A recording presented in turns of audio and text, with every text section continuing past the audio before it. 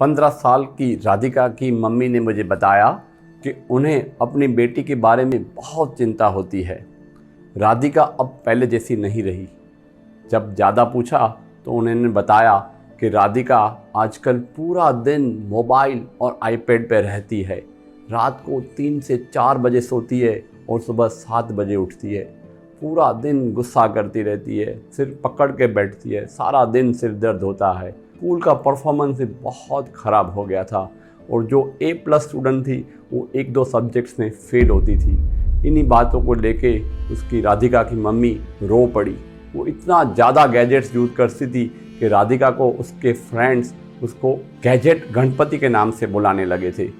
राधिका को फ्रेंड्स जो थे वो पूरे वर्ल्ड में डिफरेंट जोन्स से थे, इसलिए वो सारा दिन अलग अलग टाइम जोन के फ्रेंड्स के साथ, जैसे ऑस्ट्रेलिया, इंग्लैंड, US, अलग अलग टाइम फ्रेम में रहने वाले फ्रेंड्स के साथ वो व्हाट्सएप पे चैटिंग करती थी और इस कम्युनिकेशन की वजह से उसको सोने का वक्त ही नहीं मिलता था।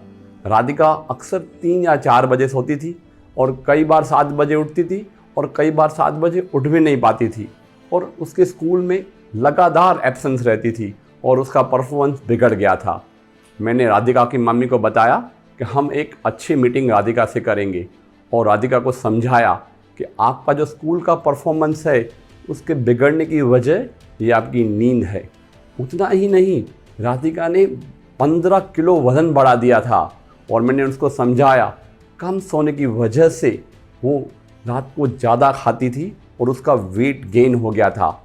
तो ये स्कूल का परफॉर्मेंस, उसका मूडी नेचर और ये वेट गेन, इस सब को इम्प्रूव करने के लिए मैंने राधिका को कुछ टिप्स दिए और राधिका ने झट से समझ लिया कि सारी जड़ ये उसके गैजेट्स है और मेरी उस टिप्स को उन्होंने फॉलो किया। और 1 महीने के बाद जब राधिका की मम्मी राधिका को लेके मेरे क्लिनिक पे आई तो राधिका की मम्मी रो पड़ी। उन्होंने मुझे बताया कि आपने मुझे पुरानी वाली राधिका दे दी। अब राधिका बहुत अच्छी हो गई है, सिर में दर्द भी नहीं है, स्कूल का परफॉर्मेंस भी इम्प्रूव हो गया है और पहले जैसे ही हंसमुख और इंटेलिजेंट बच्ची वैसी की वैसी हो गई है जैसे 2 साल पहले थी। राधिका को मैंने 6 टिप्स दिए थे जिसकी वजह से उसकी ज़िंदगी बदल गई।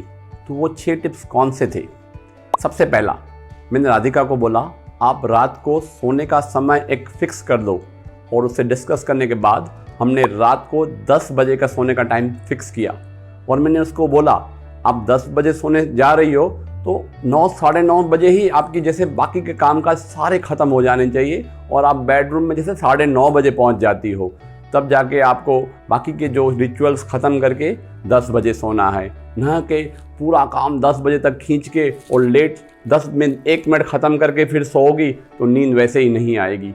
तो हमने एक टाइम शेड्यूल फिक्स किया, यानी कि रात को 10 बजे सोने का।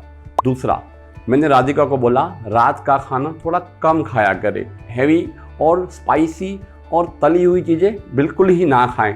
अगर लाइट खाएंगी तो उसका पेट लाइट रहेगा। और सोने से 3 घंटा पहले उन्होंने खाना खाने के लिए मेरे साथ प्रॉमिस किया। तीसरा, मैंने राधिका को बोला आप कॉफ़ी 4 बजे के बाद कभी नहीं लोगी।